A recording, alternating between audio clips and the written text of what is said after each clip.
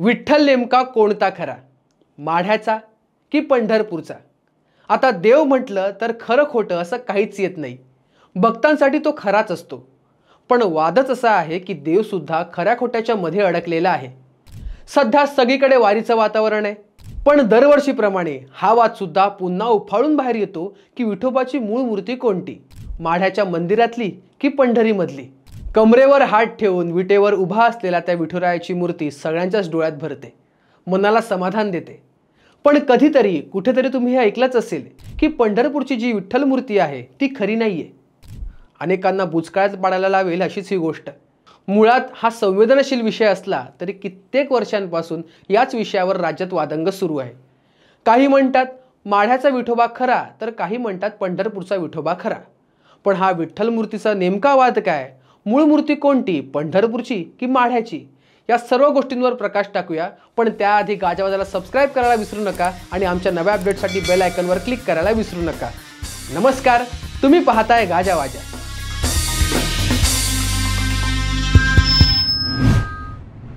महाराष्ट्रात दोन प्रसिद्ध विठ्ठल मंदिर आहेत.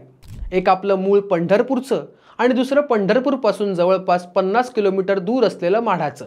माढामधील ग्रामस्थांनी या मंदिराचं नावच मूळ विठ्ठल मंदिर कसबा पेठ माढा असं केलं आहे. आपल्या मंदिरांवर अनेकदा परकीय आक्रमकांनी आक्रमणं केलीत. त्याला पंढरपूरचं विठ्ठल मंदिर सुद्धा अपवाद ठरलं नाही.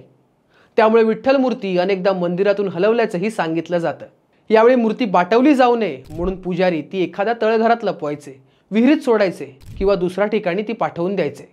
सुरुवातीला आपण हे पंढरपूरच्या विठोबाच्या मूर्तीबाबत जाणून घेऊयात. मूर्तिशास्त्र अभ्यासक आणि मंदिर स्थापत्य तज्ज्ञ डॉक्टर गो ब देगलूरकर यांच्या मते जी पंढरपूरमध्येच आहे तीच विठ्ठलाची मूळ मूर्ती आहे. याचं स्पष्टीकरण देताना ते सांगतात की ही विठ्ठलाची मूर्ती पंढरपुरात 6व्या शतकापासून आहे. याच मूर्तीच्या ठेवणीतून आणि अलंकारांमधून त्या काळाची कल्पना येते. याचं उदाहरण द्यायचं झालं तर मूर्तीच्या कानातील मकरकुंडल हे त्या काळातील शिल्पांमध्येच पाहायला मिळतात.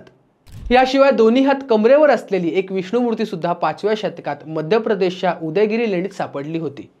अशाच मूर्ती कुशाण काळात सुद्धा पाहायला मिळतात. आता हीच मूर्ती इतर ठिकाणी हलवली गेली होती का? तर हो. इतिहासकार ग ह खरे यांनी याबाबत पुराव्यानिशी काही गोष्टी मांडल्या आहेत. आक्रमकांपासून मूर्ती सुरक्षित राहावी म्हणून 2-3 वेळा ही मूर्ती हलवली होती, मात्र ती पुन्हा आणून त्याच ठिकाणी स्थापित करण्यात आली. महाराष्ट्राची 4 दैवते या पुस्तकात त्यांनी म्हटलंय की विठ्ठलाची मूळ मूर्ती ही माढ्याला हलवली होती. याला कोणताही आधार नाही, पण मूर्ती पंढरपूर जवळच्या देगावला हलवली होती. यासोबतच ती पुन्हा पंढरपुरात असल्याची पावती सुद्धा उपलब्ध असल्याचं इतिहासकार खरे सांगतात. याशिवाय चिंचोली, हळसरे या गावांमध्ये ही मूर्ती हलवल्याचे पुरावे आहेत. माढा आणि पंढरपूरच्या मूर्तीमध्ये काय फरक आहे याबद्दल देगलूरकर यांचं मत आहे की पंढरपूरची मूर्ती ही माढ्याच्या मूर्तीपेक्षा जुनीच दिसते. पंढरपूरच्या मूर्तीमध्ये मकरकुंडल आहेत तर माढ्याच्या मूर्तीमध्ये शंखकुंडल, कासे पितांबर अशी ती मूर्ती नाही. याशिवाय माढ्याची मूर्ती नग्न आहे. त्या मूर्तीच्या हातात जशी काठी आहे ती पंढरपूरच्या मूर्तीमध्ये नाही. आता माढ्याची मूर्ती ही मूळ मूर्ती आहे असं सांगणाऱ्यांच्या दृष्टिकोनातून इतिहास जाणून घेऊयात.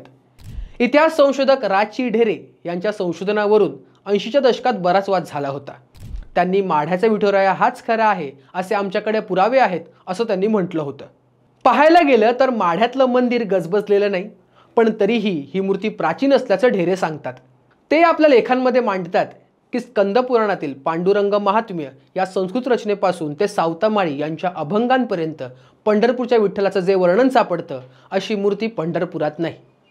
हृदयस्थानावर कोरलेला कुटमंत्र हे त्या मूर्तीचं महत्त्वाचं वर्णन आहे. हा कुटमंत्र माढ्याच्या विठ्ठलाच्या छातीवर कोरलेला स्पष्ट पाहता येतो. आता संत साहित्यातून मूर्तीचं वर्णन बघूयात. संत सावतामाळी आपल्या अभंगात म्हणतात की विठ्ठलाचे रूप अतर्क्य विशाळ, दय कमळ मंत्रसिद्ध, दिगंबर मूर्ती गोजरी सावळी, तोडे पायी वाळी मनगटी, कटीवर हात हाती पद्मशंख, पुष्पकळी मोख अंगुलीत, सावतामाळी म्हणे शब्द ब्रह्म, नाम विठ्ठलाचे कलियुगी. सावतामाळी यांना जशी मूर्ती दिसली तसं त्यांनी याचं वर्णन करून ठेवलं आहे. विठ्ठल कसा आहे तर दिगंबर आहे, तो सावळा आहे, त्याच्या पायात तोडे आहेत, दोन्ही हात कमरेवर आहेत, गळ्यात कौस्तुभमणी, डाव्या हातात शंख, उजव्या हाताचा तळवा काठीवर टेकवलेला आणि मनगटावर कडे असं माढ्याच्या मूर्तीचं वर्णन आहे. मात्र पंढरपूरच्या विठ्ठलाच्या मूर्तीत अशी कोणतीही ओळख दिसत नाही. माढामधील मूर्ती खडबडीत नाही. सध्याची पंढरपूर येथील पांडुरंग मूर्ती खडबडीत वाटते. इतक्या वर्षांपासून वेगवेगळ्या अभिषेकामुळे त्याची झीज झाली असावी असं सांगण्यात येतं. पण ज्या शिळेपासून माढ्याचा विठ्ठल घडलेला दिसतो त्याच शिळेपासून रुक्मिणी घडलेली दिसते असं ढेरे यांचं म्हणणं आहे. याच वादावर माढ्यातील देवळाचे पुजारी उत्कर्ष कुंभेजकर यांनीही म्हटलं आहे की पंढरपूरच्या विठ्ठल मूर्तीच्या आणि रुक्मिणी मूर्तीच्या दगडात फरक जाणवतो, पण पंढरपूरच्या रुक्मिणी मातेचा दगड आणि माढ्यातील विठ्ठल मूर्तीचा दगड हा सारखा वाटतो. कदाचित ते शिल्पकलेच्या अभ्यासकांना स्पष्टपणे मांडता येईल आणि त्या दिशेने अधिक अभ्यास व्हायला हवा. वैष्णव धर्मात दगडाच्या मूर्तीपेक्षा माणसातील देव मोठा मानला आहे. हजारो मैल चालून जे वारकरी बंधू भगिनी पंढरीला जातात ते केवळ विठ्ठलाची मूर्ती दिसावी म्हणून नाही, त्यांच्यासाठी तो प्रवासच अलौकिक असतो. देवदर्शन ही तर फक्त औपचारिकता आहे. अनेकदा विठ्ठलाचं दर्शन प्रत्यक्षात झालं नाही तरी तो कळसाचं दर्शन घेऊन माघारी फिरतो, कारण त्याच्यासाठी विठ्ठल त्या दगडाच्या मूर्तीत नसून एकमेकांच्या अंतरात आहे. म्हणूनच एक वारकरी दुसऱ्या वारकऱ्याला भेटतो तेव्हा त्याच्या पाया पडतो. माणसातच देव मानण्याची ही प्रथा वारकऱ्यांनी कायम ठेवली आहे. माढा आणि पंढरपूर हा मूळ मूर्तीबाबतचा वाद असला तरी अनेकांनी ही मूर्ती बुद्धाची आहे असाही दावा केला आहे. मुळात सत्याची कास धरणं ही महाराष्ट्राची परंपराच आहे, मग तो देव असो वा मनुष्य. कित्येक वादांना न डगमगता महाराष्ट्राने अनेकदा कटू सत्य मांडलं आहे, पचवलं आहे. म्हणूनच संन्याशाचं पोर असं बोलून वाळीत टाकलेले ज्ञानेश्वर इथे माऊली ठरतात आणि इंद्रायणीत पोथ्या बुडवूनही तुकाराम जगद्गुरू म्हणून ओळखले जातात. त्यामुळेच ज्ञानीयेचा वा तुक्याचा तोच माझा वंश आहे म्हणणाऱ्या मराठी मनाने हा विठ्ठलाचा आणि विठ्ठल भक्तीचा अभ्यास अखंड सुरू ठेवायलाच हवा. अशाच इंटरेस्टिंग गोष्टी जाणून घेण्यासाठी गाजावाजाला लाईक, शेअर, फॉलो आणि सबस्क्राईब करायला विसरू नका.